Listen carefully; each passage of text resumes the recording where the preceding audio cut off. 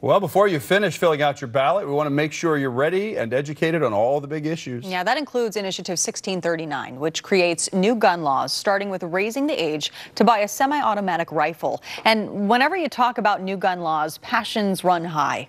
Matt Lorch joins us to show us what we need to know. Initiative 1639 would create some of the strongest gun regulations in the entire country. It would increase the legal age to buy a semi-automatic rifle to 21. It would add enhanced background checks to buy those weapons, adding a 10-day waiting period. And it will require gun owners to safely store their weapons. Supporters say it's needed to stop mass shootings.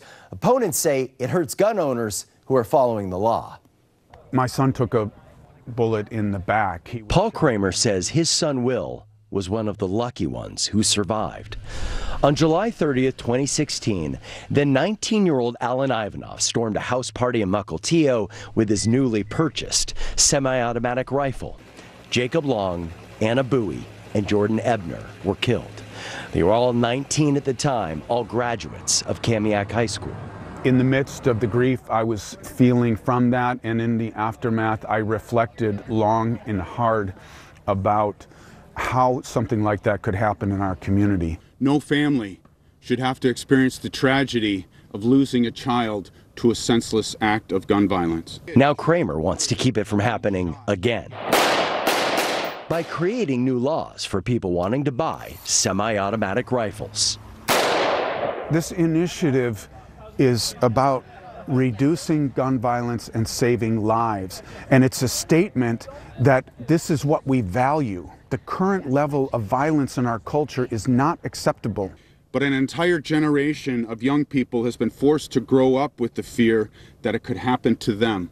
Initiative 1639 would raise the legal age in Washington to buy a semi-automatic rifle from 18 to 21 years old.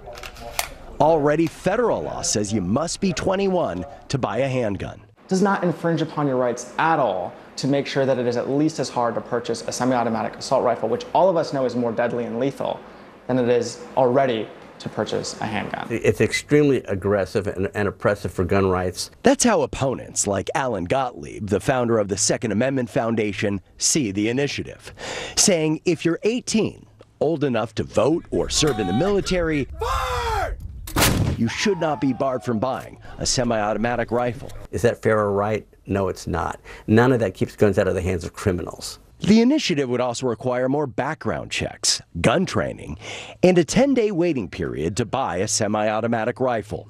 Supporters say it will give people in crisis who may commit mass shootings time to pause before they act out. We lose almost 100 people a day across our country. We lose an average of 2 people a day in our state to gun violence. So there is urgency because we're literally losing lives every single day. This is the fallacy of this. If somebody's going to go commit an act, of a mass shooting, a waiting period doesn't stop them from doing it. They're going to do it anyway. They'll just wait another 10 days before they do it.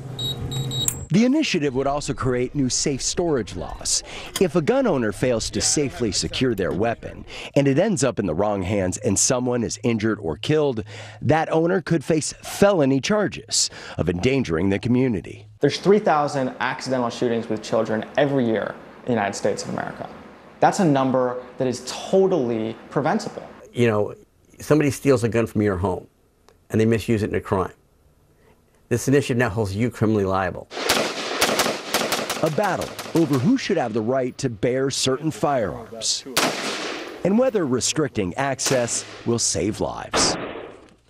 Joining us now is political analyst C.R. Douglas. I want to go right to the polling on this. This from Crosscut Elway on new gun regulations. Yes, 59%, no, 34%. What does this say to you? Well, it means that this initiative is very likely going to victory. I mean, 60% almost is where it's at 3 weeks out. It's in line with how the other gun measures have gone in the last couple of years here in Washington. Supporters here like these things. This would actually create some of the most restrictive gun laws in the country. Why haven't gun rights groups put up a bigger fight? Because I think the NRA thinks it's not worth it in Washington. I mean, they are basically sitting this one out. They're kind of forfeiting the game here. They feel like it would take too much money to fight the effort. They've seen these win in the past. They're putting their money in other states. We'll continue to watch it. He is C.R. Douglas. Now back to you.